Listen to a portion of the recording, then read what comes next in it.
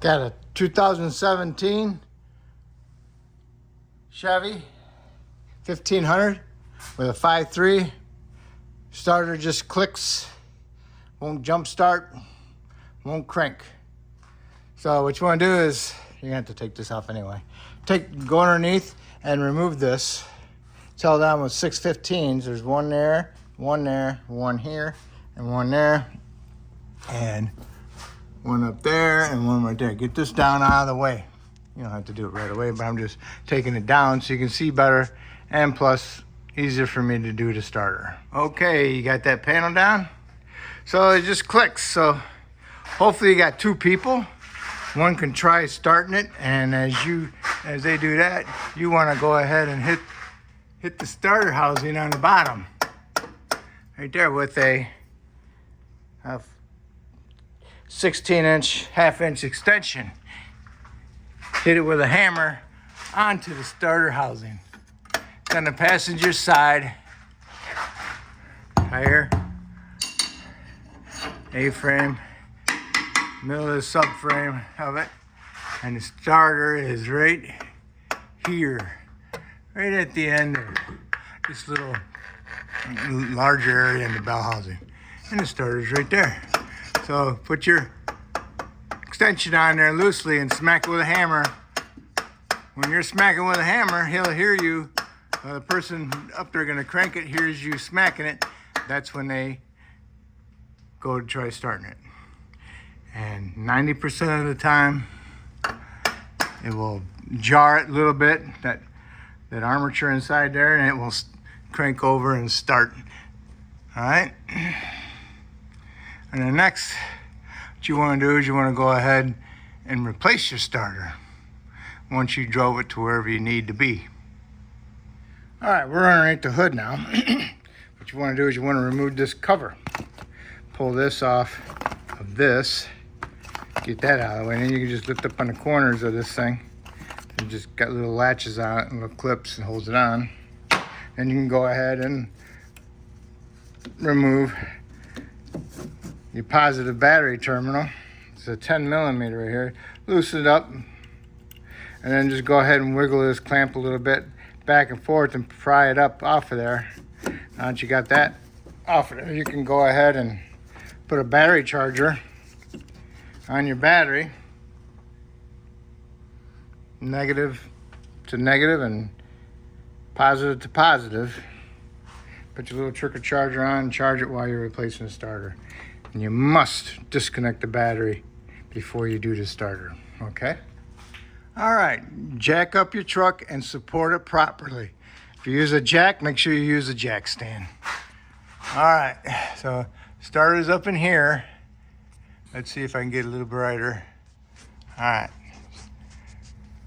Here's your starter, and right here, got a 10 millimeter bolt that goes onto this plastic cover. So you want to take that 10 millimeter out, and then you want to loosen these two 13 millimeter bolts for the starter. Take those out, they're a little bit long. And then you can drop the starter down. You have to push it back that way towards the front, and then you can drop it down. Sometimes I have to disconnect the oil level sensor, but hopefully not on this one. So we'll see. Here's that cover. Took out that 10. They are pretty brittle. So it's up there, just up against the side like that. Just go ahead and go like that, and then break it. We're just going to use this much of it anyway. No big deal. You want to take these bolts out of the starter. Sometimes they're stuck in there a little bit, and just stick a wrench under them and pry them down as you're loosening it up and get them out.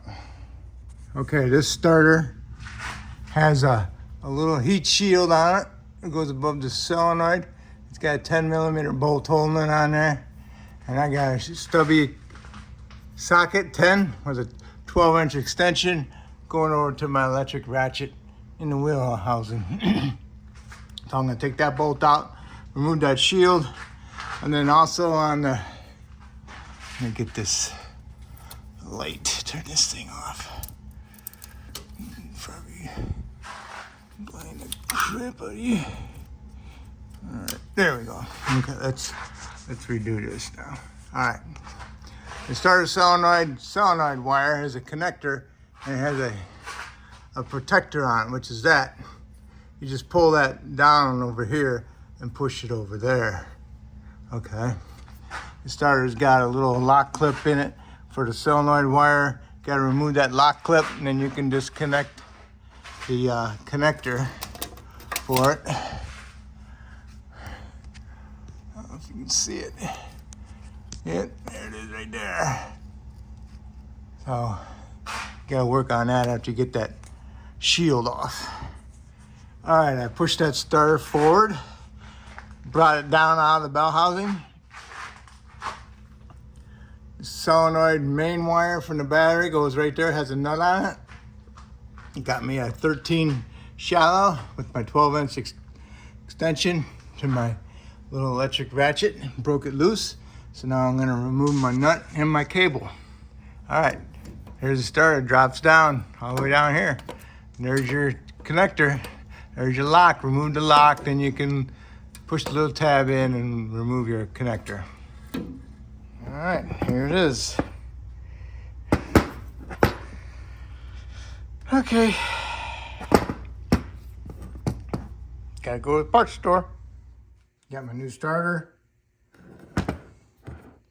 All I'm gonna do is get it up in there, plug in my solenoid wire, fish the starter back up in there, and then hook up my main power wire, put my nut on it, run it down, and then use my extension with my socket. Okay, get your solenoid clipped onto your starter, give it a little snug, make sure it stays clipped on, and then go ahead, push the starter up in there, get it onto the terminal for the battery, and then reach up in there and put your nut on, and then push your starter forward and get it into the bell housing, and then get your 2 bolts started, and go ahead and stick your long extension nip in there with the 1/4 inch with the 13 on it, with your little 1/4 inch electric ratchet. Tighten that nut up, and then next you can go ahead and tighten up your starter bolts, and those are like 30 foot-pounds, and start them by hand. Do not start them with a gun or anything, because you'll cross thread them. And after you get them tightened up and you got your little insulator here, you push up and put it over your solenoid connector. All right. Okay, put your little 10mm bolt in that shield up by the solenoid. Tighten it up. Put your 10 over here with the little plastic shield. Tighten it up. Okay, now we're all done underneath. You can put that big undercarriage skid plate back up here with the 6 15mm head bolts, and go ahead and lower it down. All right, you got it all together underneath. That's good.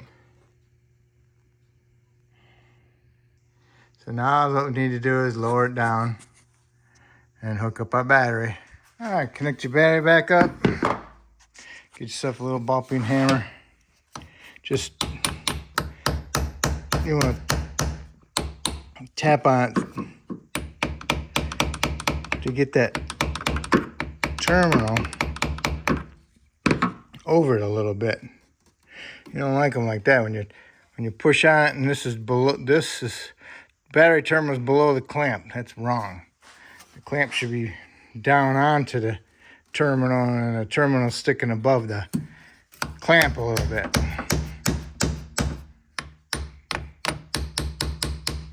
Okay. You know, it's got like almost a 1/8 of an inch of terminal sticking up. So now I can go ahead and tighten up my nut and then put my little cover back on and be good.